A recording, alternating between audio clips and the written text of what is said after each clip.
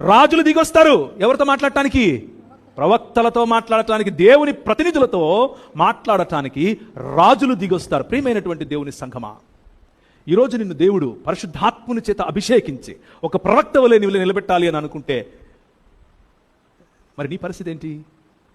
నీ బాస్ ఏ రోజైనా దిగొచ్చి నీతో మాట్లాడా?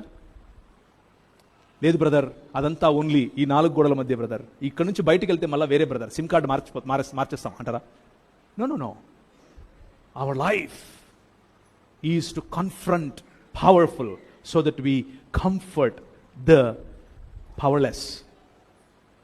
బలహీనులకు ప్రతిగా ఉండి బలవంతులను దేవుని మార్గం వైపుకు, నో, అన్యాయం కాదు, న్యాయము, కమ్ బ్లెస్ ద వరల్డ్ అని పిలిచే పిలుపు. అందుకు పరిశుద్ధాత్ముడు మనకు ఇవ్వబడ్డాడు. అందుకు పరిశుద్ధాత్ముడు బుద్ధివాక్యాన్ని మనకిచ్చాడు. అందుకు పరిశుద్ధాత్ముడు మనకు ఇక్కడ చెప్పబడుతున్నటువంటి మాటలు, ఒకనికి ఆత్మమూలముగా బుద్ధివాక్యము, ఒకనికి ఆత్మమూలము ఆత్మను అనుసరించి జ్ఞానవాక్యము, మరొకరికి ఆత్మచేత విశ్వాసము, మరొకరికి ఆత్మ వలనే స్వస్థపరిచే వరం. ఇవన్నీ కూడా ప్రపంచములను తిరిగి దేవుని నివాస స్థలముగా చేయటం కోసం దేవుడు ఏర్పరచుకున్నటువంటి నూతన సృష్టిలో భాగముగా మీరు నేను పనిచేయాల్సినటువంటి పనికి అవసరమైన ఈవులు, అవసరమైన వరములుగా ప్రభువు ఇచ్చాడు. దానియేలును ప్రభువు నిలబెట్టాడు. ఎక్కడ? సినగోగులో నిలబడి పాటలు పాడటానికా? నో. దానియేలు సేవకుడా కాదా? సేవకుడే. ఎక్కడా? రాజైన నెబుకద్నెజరు, నీ రాజ్యం గొప్పదే నాకు తెలుసు, కానీ ఇంకొక రాజ్యం రాబోతా ఉంది, నీకు తెలుసా? ఆ రాజ్యం ఎన్నటికీ గతించదు. ఆ రాజ్యము ఇంతింతై ఒక చిన్న రాయిలాగా కనిపిస్తుంది ఫస్ట్లో, కానీ ఇంతింతై మహాపర్వతం అవుతుంది. అది ఈ లోక భావజాలములుగా ఉన్నటువంటి నీ రాజ్యమును పోలిన అనేక రాజ్యములను తుత్తునీయులుగా పగలగొడుతుంది. గాలికి ఉండకుండా పోయినట్లుగా అవి పోతాయి. ఈ రాజ్యం మాత్రం ఎల్లప్పుడూ ఉంటుంది. నెబుకద్నెజరు, నీకు అర్థమైందా అని చెప్పేది అని అంటే, నెబుకద్నెజరు ఇలా దండం పెట్టి, నీ దేవుడు గొప్ప దేవుడు నాయన, నన్ను వదిలే అన్నాడు. దాట్ ఈస్ ప్రవక్త.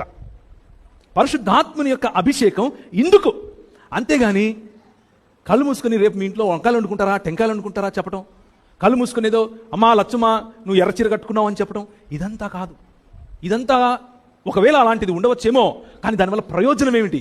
ప్రయోజనం ఏమిటి అని అంటే, రాజ్యములను నిర్మించగలగటం, ప్రయోజనము సంఘమును నిర్మించగలగటం, ప్రయోజనము కుటుంబములను నిర్మించగలగటం, ప్రయోజనము యోసేపు వలె బుద్ధివాక్యము కలిగిన వాడై, జ్ఞానవాక్యము కలిగిన వాడై, ఒక సమయం రాబోతా ఉంది, ఈ బక్కచిక్కిపోయే ఆవులాగా దేశములు ప్రపంచంలో అవ్వబోతున్నాయి, కానీ నేను మాత్రం బలిసిన ఆవులాగా ఉండాలి, దానికి కావలసిన ప్రణాళిక వేయాలి.